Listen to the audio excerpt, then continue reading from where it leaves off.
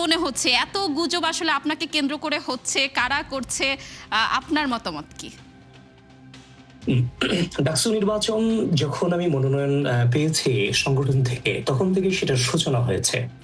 দেখেন, আমরা যারা বিগত সময়ে রাজনীতিটা করেছি, ধরেন আমি ঢাকা বিশ্ববিদ্যালয়ের 15-16 ব্যাচ থেকে 2016 সালে বিশ্ববিদ্যালয়ের ফার্স্ট ইয়ারে ছিলাম 2016 সালে। তো সকল থেকে যখন রাজনীতিতে ইনভলভ হই এবং দীর্ঘ সময় এই রাজনীতি করে রাজপথে থেকে ফ্যাসিস্ট হাসিনাকে স্বৈরাচার শব্দে গোটা বাংলাদেশে প্রতিষ্ঠিত করে আমরা বিজয় নিয়ে ঘুরে ফিরেছি। এটা সামগ্রিক বিজয় ছিল, সকলের বিজয় ছিল। তো আমরা রাজপথ থেকে উঠে এসেছি। তো আমাদের হচ্ছে যে 16 সাল থেকে এখনো পর্যন্ত আমাদের রাজনৈতিক অনেক ঘটনা আছে, অনেক ঘটনার আমরা সাক্ষী, যেগুলো হচ্ছে যে আমরা নেতৃত্ব দিয়েছি রাজপথে থেকে। তো আমাদেরকে রাজনৈতিকভাবে মোকাবেলা করতে ব্যর্থ হয়ে একটা নির্দিষ্ট গোষ্ঠী জামায়াত শিবিরের যে পোর্শনটা ডাকসু নির্বাচন থেকে শুরু করে এখনো পর্যন্ত মিস ইনফরমেশন, ডিসইনফরমেশন আমার নামে এমন ভাবে ছড়িয়েছে, প্রাথমিকভাবে হচ্ছে আমি এগুলাকে অ্যাভয়েড করে চলেছি। কারণ আমার ব্যক্তিগত বিশ্বাস ছিল আমি যেটা বলি না এটা মানুষ কেন বিশ্বাস করবে। কিন্তু দিনকে দিন যখন আমি চুপ থাকতে থাকতে একটা সময় দেখলাম যে না, আমিও, আপনি যেমন ফ্যাক্ট চেকিং করছেন ঠিক এমনভাবে আমি ক্রস চেক করেছি বিভিন্ন ইউনিভার্সিটি স্টুডেন্টদের সাথে, আসলে তোমরা বিশ্বাস করো কিনা। বলে যে আপনি তো কোনো কিছু বলছেন না, তার মানে তো এটা মনে হয় সত্য, আপনার নামে যেগুলো প্রচার হচ্ছে। যেমন হাজার হাজার ফটোকার্ড দিয়ে, হাজার হাজার আইডি থেকে একসাথে ফটোকার্ড দিয়ে তৃণমূল পর্যন্ত সেটাকে ছড়িয়ে দেওয়া হয়েছে। তৃণমূল পর্যন্ত সেটাকে ছড়িয়ে দেওয়া হয়েছে। আমাকে শুনতে পাওয়া যাচ্ছে? জি জি জি আবেদুল ইসলাম, আমরা শুনতে পাচ্ছি, আপনি বলুন। তৃণমূল পর্যন্ত সেটাকে ছড়িয়ে দেওয়া হয়েছে।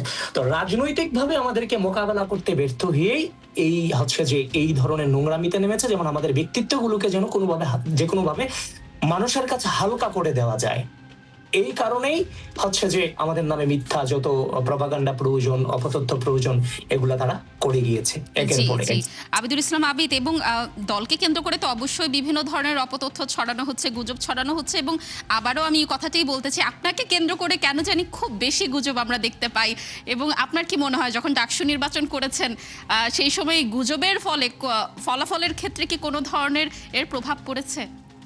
দেখেন, গুজব তো শুধুমাত্র আপনার যে গুজব যে শুধু গুজবের পেজগুলোতে সীমাবদ্ধ ছিল ব্যাপারটা কিন্তু তা না। আগে মেইন স্ট্রিম মিডিয়াতে পর্যন্ত কিন্তু বিভ্রান্ত করছে। ডাকসু নির্বাচনের দিন সকালে ম্যাক্সিমাম মেইন স্ট্রিম মিডিয়া কিন্তু প্রচার করেছে যে আবিদ ভোট কেন্দ্র দখলের জন্য ভোট কেন্দ্রে প্রবেশ করেছে, অথচ পরবর্তীতে মেইন স্ট্রিম মিডিয়াগুলো কিন্তু দুঃখ প্রকাশ করেছে। কিন্তু দুঃখ দিয়ে কি যে ক্ষতি হয়েছে সেটা কি পূরণীয়? সেটা কিন্তু পূরণীয় না।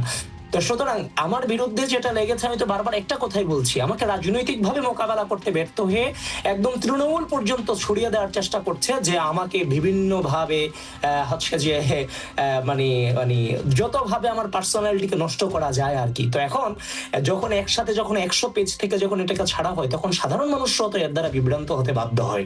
কিন্তু অথচ এগুলোর সাথে আমার বিন্দু পরিমাণ কোনো সম্পৃক্ততা ছিল না। আপনি আশ্চর্য হবেন, আমি হচ্ছে যে লাস্ট সময়টাতে আপনারা জেনেও থাকবেন যে বাংলাদেশ টাইমস নামক যাদের অফিস আছে, যারা অথেন্টিক মিডিয়া নিজেদেরকে দাবি করে, বাংলাদেশ টাইমস কিন্তু সরাসরি এই গুজবে পা বাড়িয়েছে। আমি তাদেরকে ফোন করেছি, ওই সময় তারা এটা কিন্তু তারা সরায়নি।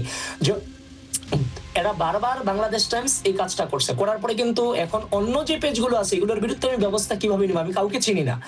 কিন্তু যখন বাংলাদেশ টাইমস এটা করলো, তখন আমি হচ্ছে যে আপনার শাহবাগ থানায় কিন্তু জিডি করেছিলাম, কিন্তু সেই জিডির কোনো রেজাল্ট কিন্তু আমি আজও পর্যন্ত পাইনি। উল্টা যখন আমি জিডি করেছি, সেখানে তারা দুঃখ প্রকাশ না করে আরো বেশি এগ্রেসিভ হয়ে গেল আমার এগেনস্টে। তারা হচ্ছে যে ডাকসু নির্বাচনের সময় আমার একটা ভয়েস রেকর্ড ছিল, তারা আমার নাম একটা ভুল তথ্য দিয়ে একটা সংবাদ পরিবেশন করে। তখন আমি তাদেরকে বিনয়ের সাথে অনুরোধ করছি যে প্লিজ আপনারা এটাকে সরায় দেন। ওই সময়ের যে রেকর্ডটা, সেই রেকর্ডটা হচ্ছে যে আমি জিডি করার পর তারা আবার নতুন ভাবে পরিচালনা করছে, মানুষকে বিভ্রান্ত করছে। আমি নাকি তাদের কাছে আবার অনুনয় বিনয় করছি কি নিয়ে, মানে এমন ভাবে আমাদের বিরুদ্ধে অপপ্রচার এবং অপতথ্য।